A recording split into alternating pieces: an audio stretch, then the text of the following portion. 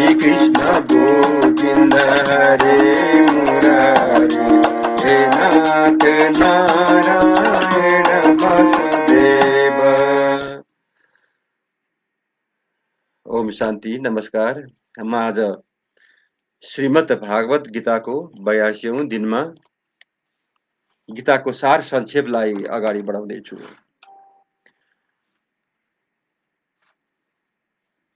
उहाँले त्यहाँ स्पष्ट व्याख्या गर्नुभएको छ, पुरुष अर्थात् परमेश्वर सक्रिय छ र प्रकृतिमाथि दृष्टिपात गरेर उसले सृष्टि गर्दछ। वेद र गीतामा यो कुरालाई स्वीकार गरिएको छ। वेदमा गरिएको वर्णनले के संकेत गर्छ भने भगवानले प्रकृतिमाथि दृष्टिपात गर्नुभयो र प्रकृतिमा आणविक व्यष्टि आत्माहरूको गर्भाधान गर्नुभयो। यी सम्पूर्ण आत्माहरू इन्द्रिय तृप्तिका निमित्त भौतिक संसारमा कार्यरत छन् र भौतिक शक्तिका वशमा परेर तिनीहरूले आफूलाई नै भोक्ता ठानिरहेका छन्। यस मानसिकताले जीवात्मालाई सायुज्य मुक्तिको अन्तिम अवस्थामा पुर्याउँछ। यो नै मायाको अर्थात् इन्द्रिय तृप्तिजन्य मोहको अन्तिम पासो हो। इस प्रकार इन्द्रिय तृप्तिजन्य धेरै धेरै जन्महरू व्यतीत गरिसकेपछि मात्र कुनै महान आत्मा वासुदेव भगवान कृष्णका शरणमा जान्छन्। यहाँ पुगेपछि उहाँको परम सत्यको खोज परिपूर्ण हुन्छ।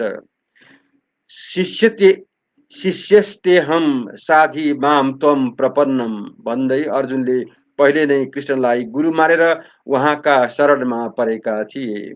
फलस्वरूप कृष्णले अब उनलाई बुद्धि योग वा कर्मयोगको कार्य प्रणालीका बारेमा वा शब्दान्तरमा भन्ने हो भने भगवानका इन्द्रिय तृप्तिका लागि मात्र सम्पन्न गरिने भक्ति योगको विधिका बारेमा बताउनुहुन्छ। यो बुद्धि योगको स्पष्ट व्याख्या गीताको 10 अध्यायको 10औं श्लोकमा गरिएको छ, जस अनुसार बुद्धि योग भनेको हरेक प्राणीका हृदयमा परमात्मा रूपले निवास गर्ने भगवानसँग प्रत्यक्ष रूपले समागम हुनु हो। तर यस्तो एकात्मक समागम भक्ति योग बिना संभव छैन। अतः जो व्यक्ति भगवानको दिव्य प्रेमा भक्तिमा अवस्थित छ वा अर्को शब्दमा जो व्यक्ति कृष्ण भावनामा संलग्न छ त्यसले मात्र भगवानको विशेष कृपाले बुद्धि योगको स्तर प्राप्त गर्दछ। त्यसैले भगवान भन्नुहुन्छ, जो दिव्य प्रेम पूर्वक भगवत भक्तिमा लागिरहन्छ त्यसैलाई नै भगवानले भक्तिको शुद्ध ज्ञान प्रदान गर्नुहुन्छ। यस प्रकार भक्त सजिलैसँग भगवानको सच्चिदानन्दमय दिव्य धाममा पुग्न सक्दछ। यस प्रकारको श्लोकमा उल्लेख गरिएको बुद्धि योग भगवानको भक्ति नै हो। र यहाँ उल्लेख भएको सांख्य शब्दको नास्तिक कपिलद्वारा प्रतिपादन गरिएको अनिश्वरवादी सांख्य योगसँग कुनै सम्बन्ध छैन। अतः यहाँ उल्लेख भएको सांख्य योगसँग अनिश्वरवादी सांख्यसँग कुनै सम्बन्ध, सांख्य दर्शनको कुनै प्रभाव थिएन र भगवान कृष्णले पनि त्यस्ता ईश्वरविहीन दार्शनिक चिन्तनको उल्लेख गर्नु भएन। वास्तविक सांख्य दर्शनको बयान त भगवान कपिलले श्रीमद् भागवतमा गर्नुभएको छ। वर्तमान प्रसङ्गमा उपरोक्त सांख्यको कुनै सम्बन्ध छैन।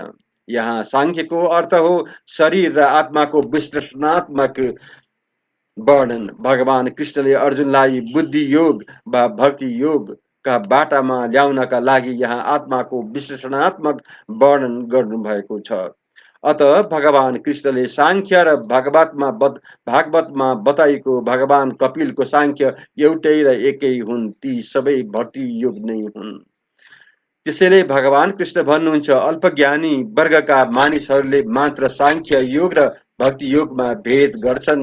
सांख्य योगौ पृथक बाला प्रतिदन्ती पण्डितः। अवश्य नै भक्ति योगसँग नास्तिक सांख्य योगको कुनै सम्बन्ध छैन।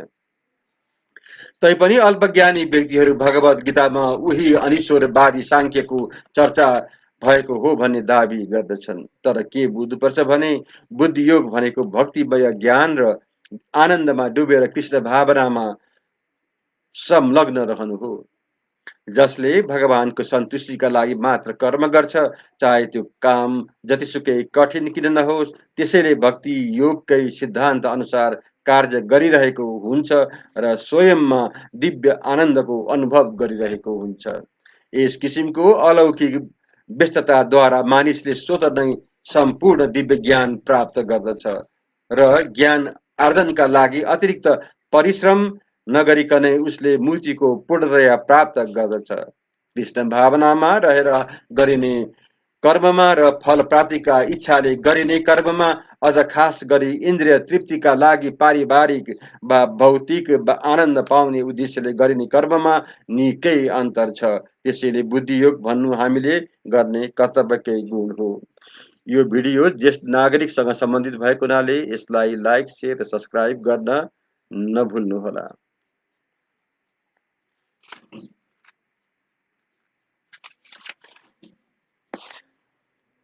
यस प्रयासमा न कुनै हानि छ र न विघ्न नै छ।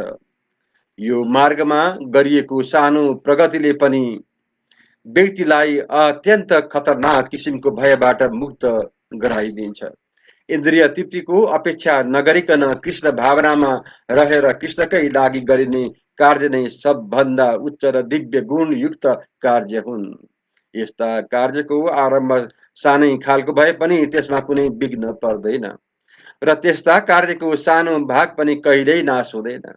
भौतिक योजना अनुसार सुरु भएका कुनै काम पूर्ण गरिनु पर्दछ, अन्यथा सम्पूर्ण प्रयास विफल हुन पुग्दछन् र कृष्ण भावना अनुसार सुरु भएका कुनै पनि कार्यको उक्त कार्य पूर्ण नभएको भए पनि त्यसको स्थायी प्रभाव रहिरहन्छ। अतः यस प्रकार कृष्ण भावनामय कार्य गर्नेहरूलाई उक्त कार्य अधुरै रहे पनि कुनै किसिमको हानि हुँदैन।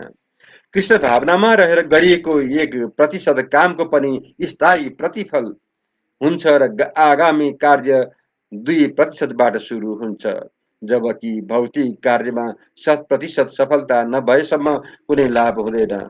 अजामिलले कृष्ण भावनाको केही प्रतिशत कार्य मात्रै पूर्ण गरेको थियो, तर भगवानका कृपाले उसले त्यस कार्यको 100% प्रतिफल भोग्न पायो। यस सम्बन्धमा श्रीमद् भागवतमा एउटा सुन्दर श्लोक छ।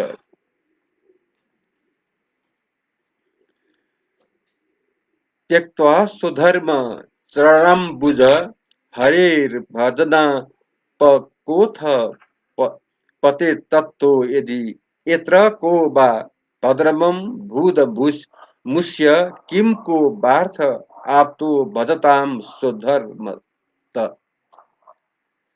यदि कसैले आफ्नो व्यवसाय कर्तव्य नै छोडेर कृष्ण भावनामा काम गर्न थाल्छ र काम पूरा गर्न नसकेर पनि तल गिर्छ भने पनि त्यसमा उसको हानि नै के हुन्छ र? त्यसै गरी यदि कसैले आफ्नै भौतिक कार्य पूर्ण गर्छ भने त्यसबाट उसलाई फाइदा के? अथवा ईसाईहरूले भने चाहिँ यदि कसैले आफ्नो शाश्वत आत्मालाई गुमाएर सम्पूर्ण संसार नै पायो भने यसबाट उसलाई फाइदा के होला? भौतिक कर्म र तिनको प्रतिफल शरीरको समाप्तिसँगै समाप्त हुन्छ, तर कृष्ण भावनामा गरिएको कर्मले चाहिँ यो शरीरको विनाश भए पनि मानिसलाई कृष्ण भावना मृतसम्म पुर्याई छोड्दछ। केही नभए पनि उसले आगामी जन्ममा या त सुसंस्कृत ब्राह्मण परिवारमा या धनाढ्य कुलमा सुन्दर मानव शरीरमा जन्म त अवश्य पाउँछ। यसबाट उसलाई भविष्यमा माथि उठ्ने अवसर प्राप्त हुन्छ। कृष्ण भावनामा रहेर गरिने कर्मका अनुसार गुणहरू यस्तै हुन्छन्।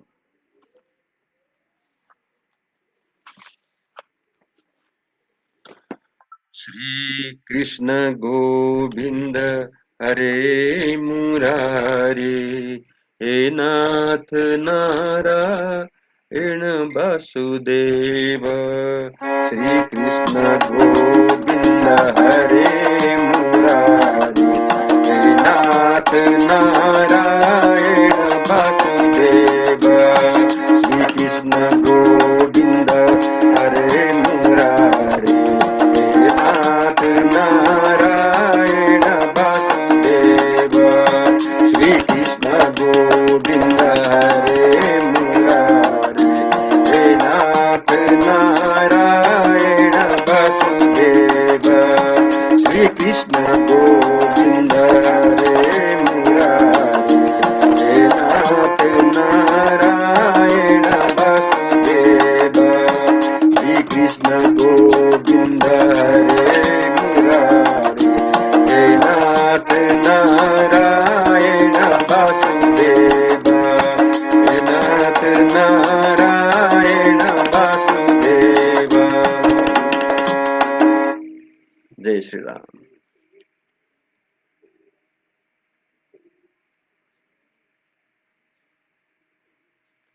कृष्ण गोविंद हरे मुरारी।